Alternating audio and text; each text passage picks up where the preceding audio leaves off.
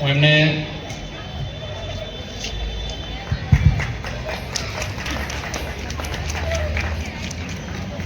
સર્વમંગલ માંગલ્યે શિવે સર્વાર્થ સાધિકે શરણ્યે ત્ર્યંબકે ગૌરી નારાયણી નમોસ્તુતે. અંબે માત કી. બરાબર અવાજ ના આવ્યો? હા. અને આપનું નામ મને ખબર નથી. આપનું નામ ભાવિનભાઈ જબરદસ્ત ઇન્ટ્રોડક્શન આપ્યું. બેઝિકલી આપણે ફરીવાર એવી રીતના બોલીએ કે જે રીતના મોટે મોટેથી ગરબા ગાતા હોઈએ ને, આમ તો મોટે ભાગે હવે બાઇકમાં કરતું હોય છે. અંબે માત કી. અને બધા નારાયણી નમોસ્તુતે એકવાર બોલીએ. નારાયણી નમોસ્તુતે. હવે અણી છે ને લંબાવવાનું નથી હો. આપણે બધા ગુજરાતીઓ આ કરતા હોઈએ બરાબર છે, એટલે હું થોડી માસ્તરગીરી કરું છું, પણ આ ફરી વાર બોલીએ. મને સાંભળજો, બધા બહેનો સાંભળજો. નારાયણી નમોસ્તુતે. નારાયણી નમોસ્તુતે. ફરી વાર નારાયણી નમોસ્તુતે. તમને ખબર છે આ આપણે અહીંયા કોઈ લેક્ચર વાજી નથી કરવાના, ભાષણ નથી આપવાના, કારણ કે બધાને રમવાનું છે. અને અત્યારે હું બધામાં ઓડ બેન આવું છું. સીધો હોસ્પિટલથી આવ્યો છું ને, એ તો મારે પણ જરાક કુર્તો પહેરીને આવ્યો તો બધા સાથે બધા જોડે ફિટ થાય, બધા જોડે કનેક્ટ થાય. આપણા આ દેશમાં આવો ઉત્સવ ઉજવાય છે ને, એક જણે રિસર્ચ એટલે એનાલિસિસ કર્યું આખું. ભારત દેશની અંદર કુલ ઉત્સવો જે છે, કુલ ઉત્સવ નાના મોટા બધા થઈ જાય 2000 થી વધારે છે. એક વર્ષના 365 દિવસ, પણ ઉત્સવો 2000 થી વધારે છે. તમે પંચાંગ જોજો એટલે તમને ખબર પડશે. દેશના કોઈના કોઈ ખૂણામાં કોઈને કોઈ જગ્યાએ કોઈક પ્રકારનો ઉત્સવ ઉજવાતો હોય છે. આવું આપણે ધ્યાનમાં રાખવું જોઈએ. આવા ઉત્સવો બહુ મોટા, એમાં આપણે પાછા અહીંયા ગુજરાતની અંદર આ ઉત્સવો મજાનો હોય છે. મારે તમને એ કહેવું છે કે જો આમાંનું એકાદ નાનું મોટું હોય, એકબીજા ઉપર ટામેટા ફેંકવાનું, અને પેલો બળદિયો આખલો દોડાવવાનું, અથવા કાદવમાં રગદોડ દોડવાનું, આવું બધું કંઈક વિદેશમાં કરતા હોય છે ને. આપણે તો અહીંયા સાક્ષાત માં બેઠેલી છે ને, એની આરાધના કરીએ છીએ. આઈ હોપ કે આપણે આરાધના કરીએ છીએ ગરબા. આ મનોરંજન મનોરંજન તો ખરું જ, પરંતુ આપણે આરાધના કરીએ છીએ. આવું વિદેશમાં જો હોય તો એટલી એડવર્ટાઇઝમેન્ટ કરી હોય અને દુનિયામાં, આખી દુનિયામાં એવું ઊભું કર્યું હોય કે આપણને એમ થાય કે જાણે આપણે કશું જ નથી.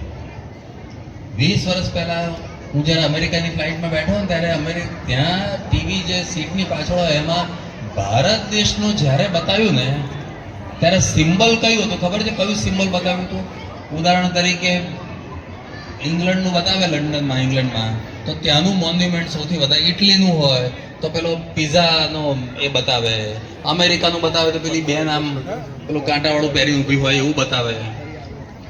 અને ભારત દેશનું જ્યારે બતાવ્યું ને, સાપ અને મદારી આ મેં જોયેલું છે. સાપ અને મદારી આ બે બતાડેલું. એટલે આ મુખ્ય વિષય અત્યારે એટલા માટે છે કે આ રાષ્ટ્ર, જે ભારત દેશ, જેને આપણે ભારત કહીએ છીએ ને, જેને ભારત માતા કહીએ છીએ, સમગ્ર પૃથ્વી ઉપર આ એક જ દેશ એવો છે કે જેને આપણે માતા તરીકે સંબોધીએ છીએ. ચીન હોય, ફ્રાન્સ હોય, રશિયામાં માતા, માસી, આવું કશું આવે નહીં. એટલે આપણે બધા બહુ યુનિક છીએ. પહેલા તો એક વસ્તુ એ છે, આપણે એવા સમયમાંથી પસાર થયા, અથવા કરવામાં આવ્યા, અથવા વિધાતાએ કર્યા કે આપણે માંડ અસ્તિત્વ બચાવીને બહાર નીકળ્યા છીએ. આપણે એટલે ભારતીયો. ભારતની અંદર રહેનારા હિન્દુ, શીખ, જૈન, બુદ્ધ બધા ભારતીયો કહેવાય, બધા હિન્દુ કહેવાય.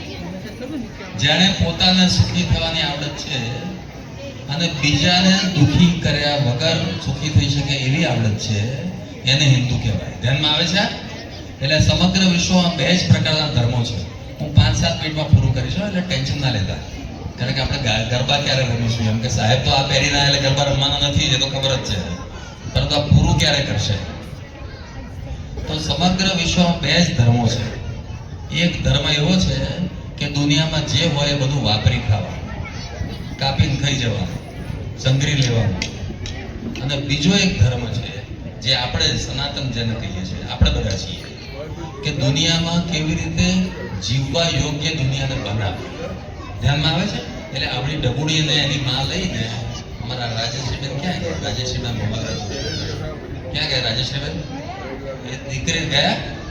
આ બધી બહેનો પોતાની નાની ડીંગલીને લઈ અને વડની આજુબાજુ સૂતરનો દોરો વેચતા વેચતા ફરતા હોય. ખબર છે? આવી સંસ્કૃતિ સૌરાષ્ટ્રમાં તમે જાઓ તો ગામે ગામને ગોંદરે મોટા મોટા સદાવ્રતો ચાલતા હોય.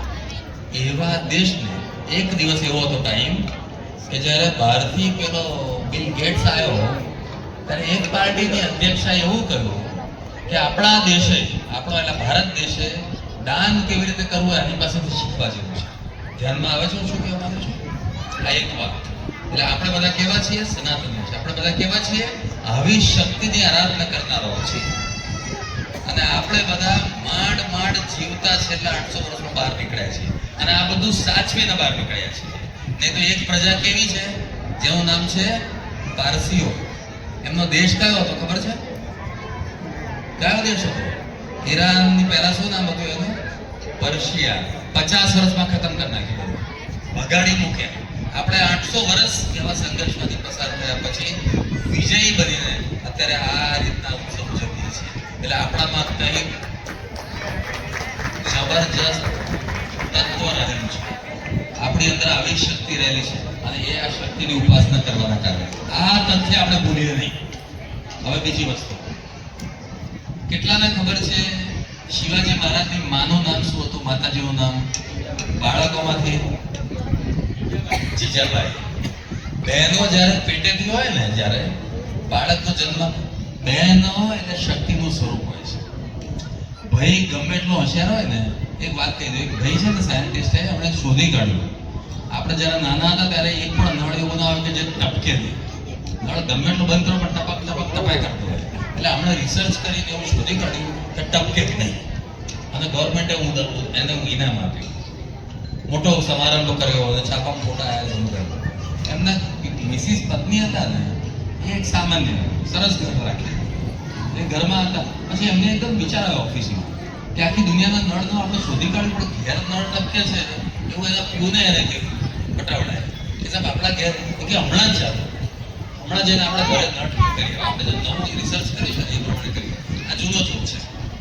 પેલો પ્યુન ઘરે આવ્યો, બેલ માર્યો એટલે બહેને કહ્યું કે શું છે ભાઈ?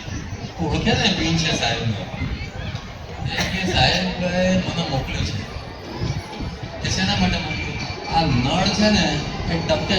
એ કે અત્યારે કશું નહીં, સાહેબને ખબર ના પડે.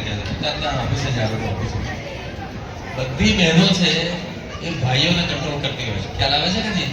આ શક્તિનું સ્વરૂપ છે. એ જ્યારે પેટેથી હોય ને ત્યારે મેડિકલ સાયન્સમાં પણ કહે છે એને કંઈક ખાવાની ઈચ્છા થાય. ધ્યાનમાં આવે છે કે નહીં? ખાટું ખાવાની ઈચ્છા થાય, હે ને? જીજાબાઈને શું ઈચ્છા થતી હશે કહો તો? કોઈને ખબર છે? નામ બોલવાના તો નીકળે. શિવાજી મહારાજની માનું નામ જીજાબાઈ હતું. આ છેલ્લી વાત છે, પછી ગરબા. શું ઈચ્છા થઈ હશે કહો તો જીજાબાઈને પૂછતી હતી એની સહેલીઓ, તો જીજાબાઈ કહે કે મને સિંહ વાઘની ઉપર બેસીને એની સવારી કરવાની ઈચ્છા થાય છે. જ્યારે શિવાજી મહારાજ પેટમાં હતા ત્યારે સત્વ, રજસ અને તમસ આ 3 માતાજીના રૂપો છે. એમાં આવો જે ગુણ હોય ને, જેના સત્વ અને રજસ, ત્યારે શિવાજી એની મેળે ના ઉતરે. કારણ કે જીજાબાઈનું કાળજું કંપી જતું હતું જ્યારે આપણી મા બહેનો કુએ વાવડીએ પાણી ભરવા જતી ત્યારે મોગલ સૈનિકો એનો ચોટલો ઝાલી અને ખેંચી જતા હતા. આ જીજાબાઈની સહન નથી. અને અત્યારે આપણો દેશ આવી કંઈક પરિસ્થિતિમાંથી પસાર થઈ રહ્યો છે. આપણે આ બધા ઉત્સવો કરીએ, ખૂબ માતાજીને પ્રસન્ન કરીએ, આપણે પોતે પણ નાચીએ, કૂદીએ, આનંદ કરીએ, ખાઈએ પીએ, પરંતુ આપણું જે થર્ડ આઈ છે, શંકર ભગવાન ત્રિનેત્ર હોય ને, એ આ તથ્યો ઉપર ટકેલું હોવું જોઈએ. ધ્યાનમાં આવે છે કે નથી આવતું? આ પ્રેરણાતીર્થ જૈન મંદિર છે, કેટલાને ખબર છે? નામ સાંભળ્યું છે બધાએ? એ ક્યાં હતું?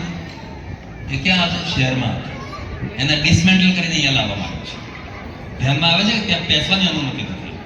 એટલે આપણે ભોટ અને નપુંસક ના રહીએ, કારણ કે એવું માતાને મંજૂર નથી. આ શસ્ત્રો મૂકેલા છે ને અહીંયા, આ શસ્ત્રો મૂકેલા છે ને અહીંયા, આ એમને નથી મૂકેલા. આ શસ્ત્રો એટલે આપણે મારવા જવાનું એવું નથી કરવાનું. આપણે સ્વરક્ષણ કરવા માટે નવી પેઢીને તૈયાર કરવાની છે. આ પેઢી છે ને એટલે આપણે ખાલી દાંડિયા નથી રમાડવા. આ નહીં હોય તો હમણાં જે સિંદૂર ઘૂસી કાઢ્યું હતું અને ત્યાં જઈને અંદર જઈને ઠેકાણે બધું પાડ્યું, ત્યારે આ દેશના લોકો વિશ્વમાં માનતા થયા છે. શક્તિની આવી આરાધના વગર એકલા દાંડિયા રાસથી, એકલા કૂદકા મારવાથી આપણો દેશ, આપણા બાળકોનું ભવિષ્ય તકલીફમાં પડશે. આટલું ધ્યાનમાં રાખવાનું. તો આપ સૌને ખૂબ ખૂબ અભિનંદન. આપ સૌને એટલા બધા નમન કરવાનું મન થાય છે કે જે સંસ્કૃતિને ધબકતે રાખે, જીતે. હું પ્રશાંત પાર્કમાં રહું છું. પ્રશાંત પાર્ક છે ને, ત્યાં થયું છે એવું કે 70 વર્ષ જૂની સોસાયટી થઈ છે. એટલે ત્યાં આખા ગરબા થતા હતા, આખો ઇલાકો જોવા માટે આવતો હતો, આખો એલિઝબરી જોવા આવતો હતો. બધું બંધ થઈ ગયું કારણ કે ત્રીજી પેઢી આવી ને જનરેશન. અહીંયા જોઈને મને બહુ આનંદ થાય છે કે મારી ભારત માતા, મારી શક્તિ, રાષ્ટ્રની શક્તિ અહીંયા આવી જગ્યાએ ધબકે છે. અને જીમિતભાઈ સાહેબ અને ભાવિનભાઈ સાહેબ ને એમના મિત્રોને બધા એક ખૂબ ખૂબ અભિનંદન છે. તમને બધાને ફરી એકવાર યાદ દેવડાવું, રાષ્ટ્રીય સ્વયંસેવક સંઘ, જેને આપણે સંઘ કહીએ છીએ, તેનાથી આપ સૌ અવગત થાઓ. એ કોઈ જુદી સંસ્થા નથી, આપણામાંનું એક સંગઠન છે. મારા જે મિત્રો છે એમાં ગિરીશભાઈ રાજપુરોહિત, દીપેનભાઈ, મોહનીશભાઈ અને વિપુલભાઈ અને અમારા સાહેબ હેમંતભાઈ, આ બધાનો ખૂબ આભાર. આપનો બહુનો આભાર છે. આપણે વારંવાર મળીશું. આપણે અહીંયા શાખાચાર્ય, મને ખબર છે કે બાળકો, આવા બાળકો શિવાજી મહારાજ, રાણા પ્રતાપ જેવા તૈયાર થાય કે જે બેઠા હોય તો બહેનો નિરાંતે ગરબા રમી શકે, એ ક્યાંક બેઠા હોય. એવું ભારત માતાનું નિર્માણ કરવા માટે આપણે બધા કટિબદ્ધ થઈએ. એવી માતાજી પાસે એવા ગરબા ગાતા ગાતા એવા આશીર્વાદ આપીએ. આપણી સંસ્કૃતિ, મને બહુ આનંદ થાય છે આ સાડી અને સાડલા જોઈને. કારણ કે રૂટીનલી હવે જોવા નથી મળતું. મારા પપ્પા ધોતી જબ્બો પહેરતા હતા, એક પણ માણસ ધોતી જબ્બો વાળા નથી જોવા મળતો.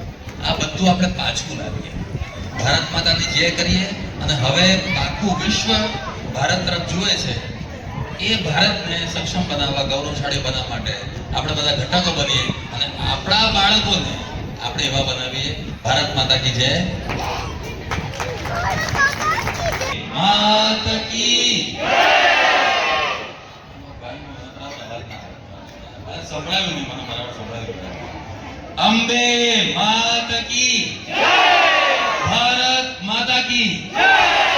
હવે બંને હાથ ઊંચા કરીને બધા એક એક જણ, હા, અને આપણે ભગવાન પાસે બે હાથ ઊંચા કરીને ઉપરથી માંગીએ કે અમને ગરબા રમવાની તાકાત જેટલી આ એટલી દેશની રક્ષા કરવાની તાકાત આ. ભારત માતા કી જય. હજી નાસ્તો હજી વાર લાગે, નાસ્તો કર્યાનો વાત જવાબ નથી. એનાથી જોશથી ભારત માતા કી જય. વંદે વંદે વંદે